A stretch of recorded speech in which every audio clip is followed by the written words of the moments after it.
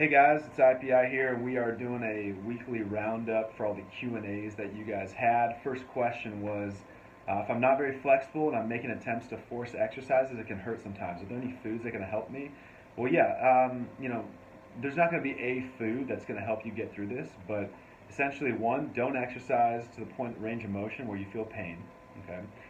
Foods that will help you: water, make sure you're peeing clear and you're hydrated going into a workout. Electrolytes and minerals, make sure you're drinking an electrolyte drink that has magnesium, phosphorus, chromium, all these vitamins and minerals and electrolytes that are essential for muscular function.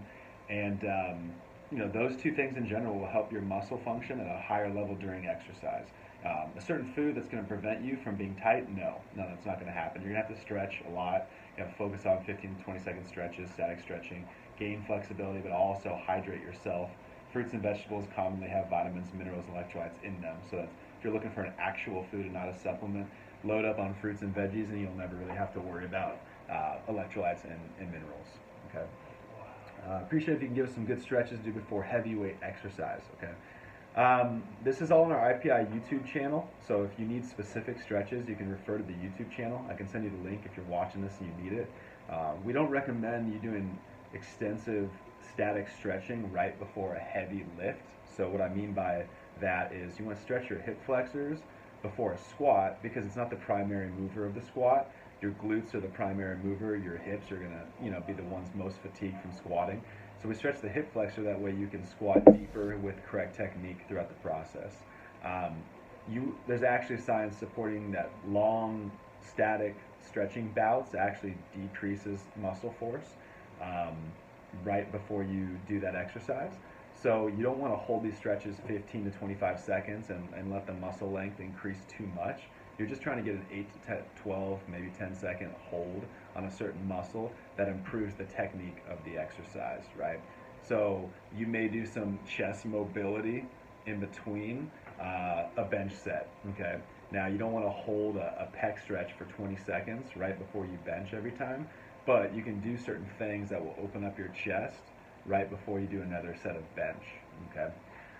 The hip flexor stretch and the iliopsoas, which is the hip flexor that connects to your guys' spine, and then the abdominal stretches are great for doing lower body movements because a lot of us, like I am right now, are sitting in chairs and our hip flexor is short and our abs are shortening and we're tight in the front. So we like to stretch those things when we do lower body training to activate the posterior in the exercise.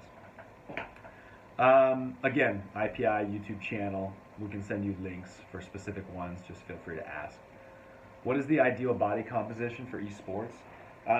Really, this question goes back to what leads to that body composition. Okay, so I'll give you guys a chart if you'd like. There's very specific body compositions that are measurable and considered healthy for the age or the fitness level you're at. But the point is what leads to poor body composition, right? So overconsumption of fuel can lead to higher percentage of body fat. Okay, higher percentage of body fat and overconsumption of fuel can lead to elevated heart rate, elevated blood pressure, and also elevated blood sugar and cortisol levels. Okay, cortisol is the enemy of esport performance, guys. We do not want high stress hormones like cortisol released in your body all the time because it will not improve cognitive and brain function.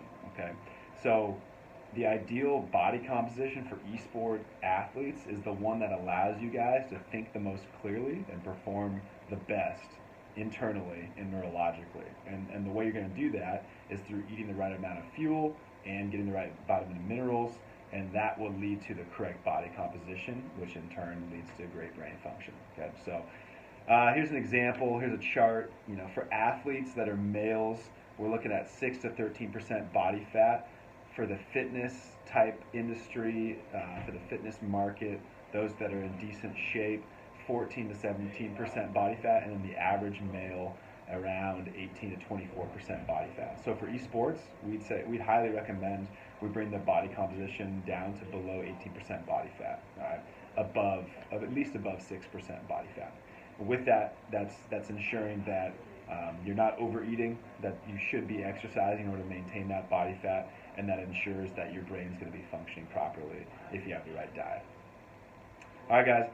Those are the main topics for the week. Let us know if you have any questions. I'm happy to send links on specific stretches that you guys can be doing for flexibility, stretches that you guys can be doing for heavy weightlifting exercises, or ideas on how you guys can improve body composition. Thanks.